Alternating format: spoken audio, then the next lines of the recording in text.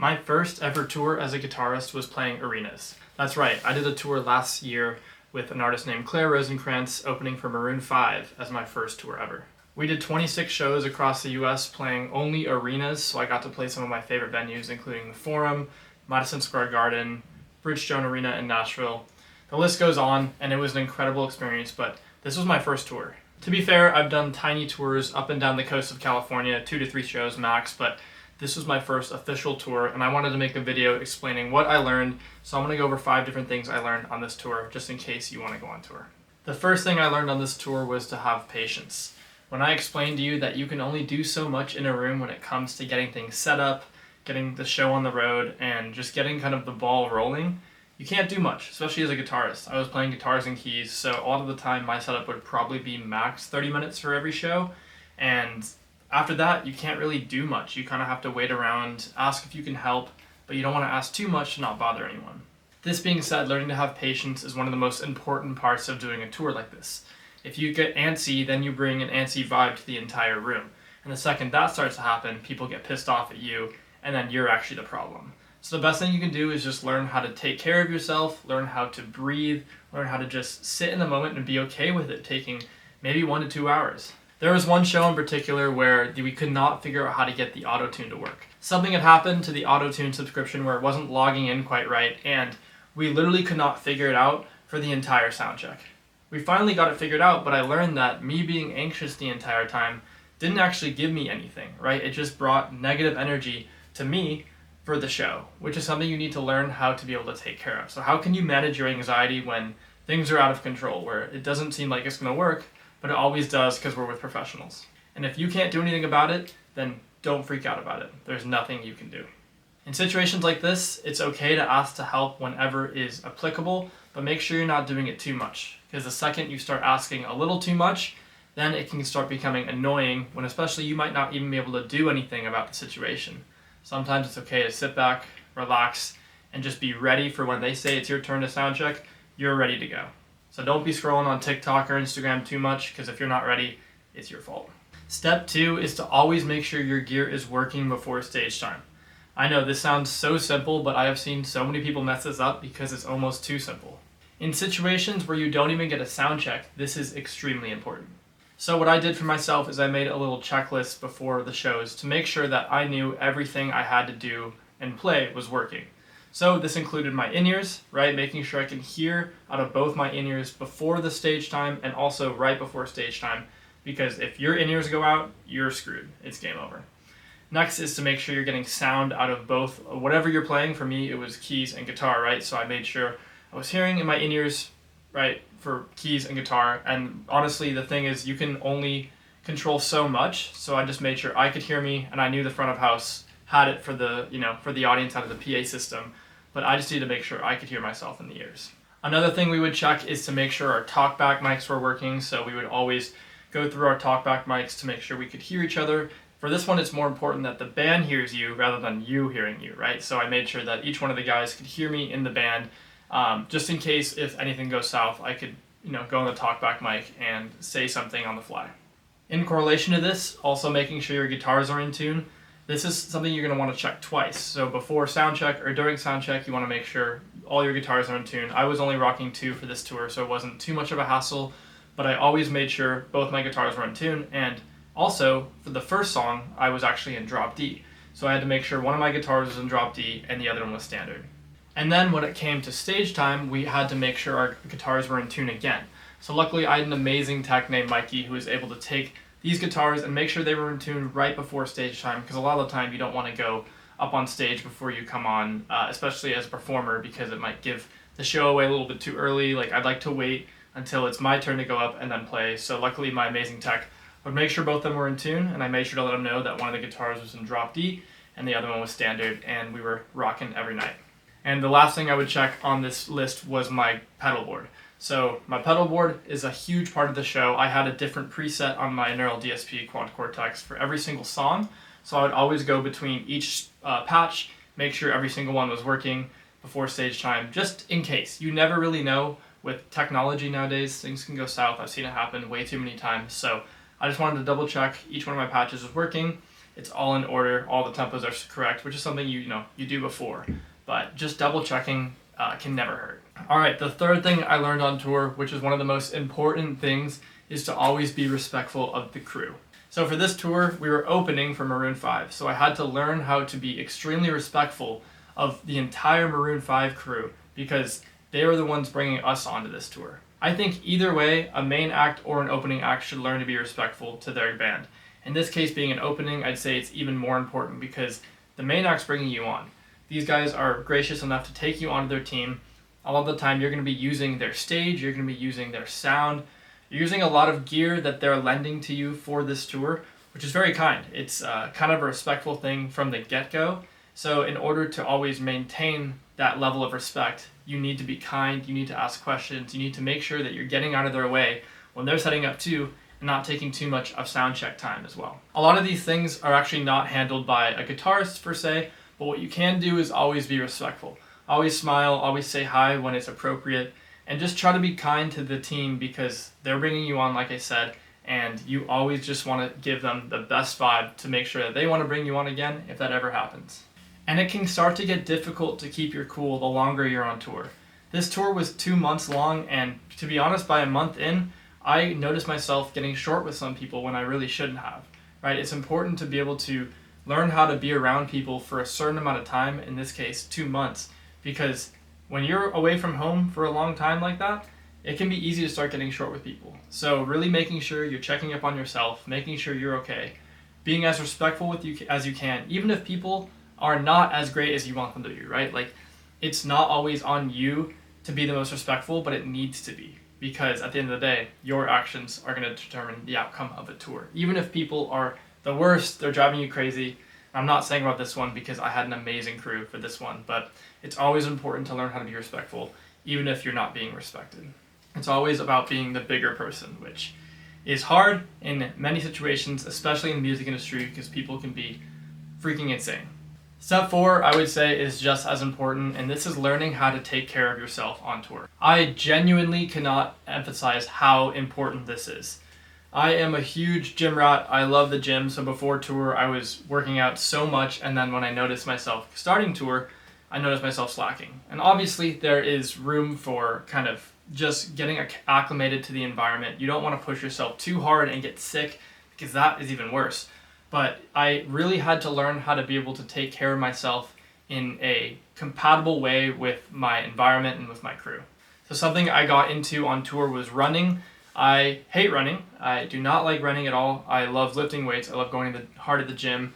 But a lot of the time when you're on tour, you don't have access to gyms, right? Only some of the arenas had gyms, some of them didn't. And you actually weren't staying in hotels a lot of the nights because we were on the bus. Obviously, a bus does not have a gym. So you either have a hotel gym or an arena gym, which is very rare, or if you want to go to like a Planet Fitness or something, which I only did once. I went to a workout class, which was super fun in Colorado. But very rarely do you find gyms. So I had to learn how to take my fitness to a different level, right? So in that case, I chose running. Running is super great for the brain too, because you're constantly able to just get away from everything and just be with yourself. So all the time I wasn't listening to music. I was just kind of being with my thoughts, trying to suffer the pain of running because I hate it, but at the same time, being able to get some cardio in really helps with getting out. Because a lot of the time, when you're going to these arenas, you're underground for most of the day, right? You wake up from a tour bus in a new city, you wake up underground, you might not even see the sun that entire day, which is crazy to say. I'm being genuine. You wake up maybe 11 a.m., 12, you go straight to the venue, sound checks at 2 or 3, you got to be ready for that. They have food there a lot of the time, so we just get catering. But a lot of days I wouldn't see the sun.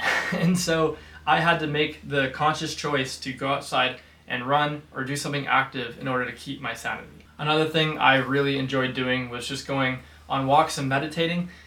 This is for any of the meditators out there. This is a huge one to keep your mental health in check. Because when you're around a lot of people all the time, it's easy for yourself to start getting, like I mentioned, angry or irritated with things you shouldn't be getting irritated with. So going alone and meditating, being with yourself is so important because alone time is more important than anyone realizes, especially when you're on tour. Another way to take care of yourself is learning how to eat correctly. We were very lucky because a lot of tours might not have catering. I know it's very uncommon for most tours to have catering. So this arena tour, we luckily had amazing catering at all 26 shows, but there were days off where we didn't have that catering. So a lot of the time there'd be anywhere from 1 to 2 or none days off in between these shows. So we had to learn how to eat well when we were on these days off, right? And so picking your spots is kind of up to you. So, you could be the one who always picks Burger King and McDonald's and kind of all the fast food chains, which is fine if that suits you. But for me, I really had to make sure I was eating salads. I was eating, like healthier things, not as greasy, because it can be easy to get tempted with the greasy food because it's quick. And so I always made sure that on my green room list, also known as a rider, I would have peanut butter jelly sandwiches always kind of there, so the ingredients, so I can make them for these days off, just to be ready, just in case I didn't have any food. Because a lot of days you'd be in a city and there might not be any good food. There might just be one Carl's Jr. and you're like, where the heck am I going to go eat? Because I don't want to eat there. That's when I go to the peanut butter jelly, have a few of those, make a protein shake, and I'll be good. So I cannot emphasize how much it is important to take care of yourself.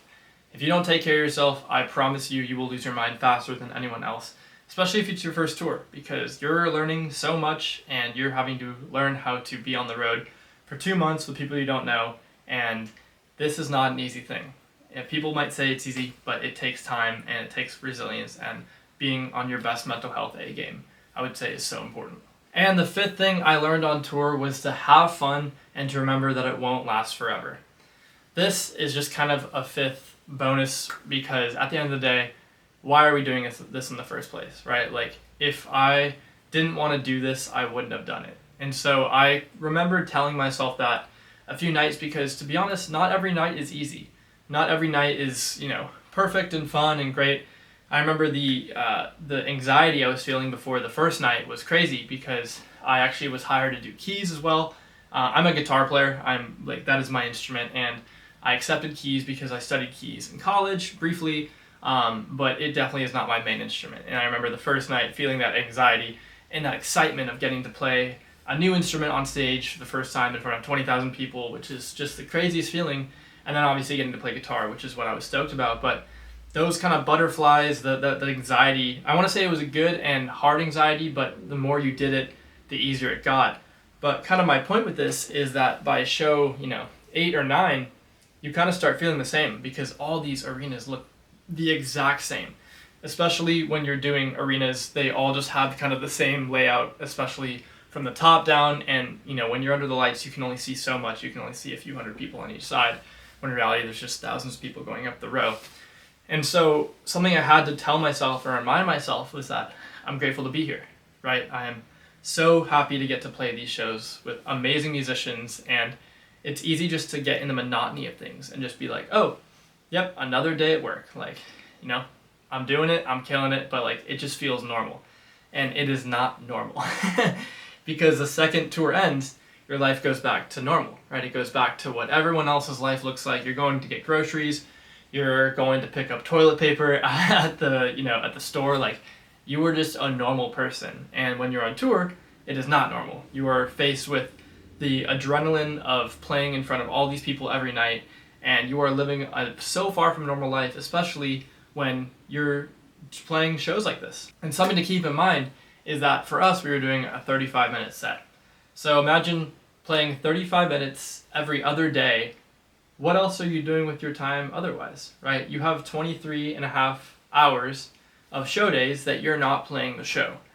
This is something that never gets talked about with touring, right? Touring has always just been, oh my gosh, you're playing all these shows, you're having the best time with your boys, it's a great time partying, all that. Sure, there's some of that, totally. I will not go against that. But what are you doing when you wake up and no one else is up yet? What are you doing before sound check when you have 5 hours of free time, right? Being able to make sure you're able to have fun, bring things to do. For me, it was a Rubik's Cube. I love messing with my Rubik's Cube. I used to do it a lot in high school, and so that was something I always had. It can be so easy just to want to go on your phone and scroll through reels, and there's definitely time for that, but also you really want to make sure that you're not just rotting away your brain. There's a time and place for it, but you don't want to do it too much, right? So I would really make sure to have a few different things, whether it was a book or my Rubik's Cube or different little things that I could do during the time I wasn't playing the show. because I really wanted to have fun. And a lot of the things you could also do was go sightsee, right? We were in new cities every day, and a lot of these cities I've never been to. For example, one of my favorite cities was Hot Springs, Arkansas. Like, I didn't even know a place like that existed. There was a bunch of hot springs coming out of the ground there, right? And I got to go to a bathhouse. It was an incredible experience, and it can be easy just to take it for granted, right? And you're, oh, I'm too tired, like I'm just gonna sleep all day. And there's days for that, I promise you, but it's really important to go outside and explore and see a place you've never been to, because at the end of the day, I don't know when I'm gonna get to go back to a place like Hot Springs, Arkansas. It really, makes a huge difference just to get out and see it. So having fun and remembering it's not going to be forever is so important. Take advantage of every single day you're on tour, because you will wake up one day and you'll be back at home. And life keeps going. Whether you got the job, whether you got kids, whatever it is, you're going to have to go back and take care of all that. So just being grateful for every day was something I really tried to do. So those are 5 things I learned on this arena tour. This was such an incredible experience for me. It genuinely changed my life, and I believe anyone can really do it as long as you put your mind towards it. I know this is talked about so much, it's so cliche, whatever, but if you work hard and you put yourself around the correct people, things like this can happen. Make sure you're a good vibe though. The last thing you want is to be annoying or just a hard person to be around, because you most likely won't get the gig. Even if there's someone who's not as good as you at the instrument, they might get that gig because their vibe is better. So it's always talked about in the music industry to have a good vibe and learn how to be around people. Being a people person is one of the most important things in the music industry, which I'll get into in another video, but I wanted to quickly talk about these things that I learned on tour, because it's important to know what you're, at least trying to attempt to know what you're signing yourself up for before going on the road. Because I learned so much, and there's only so much you can learn from YouTube before actually doing it, but it's always nice to have a few things up here in the noggin. Thank you so much for watching. I appreciate everyone for sticking around, and if you'd like to see more content like this, please leave a comment and make sure to hit that subscribe, and I will see you next time. Peace.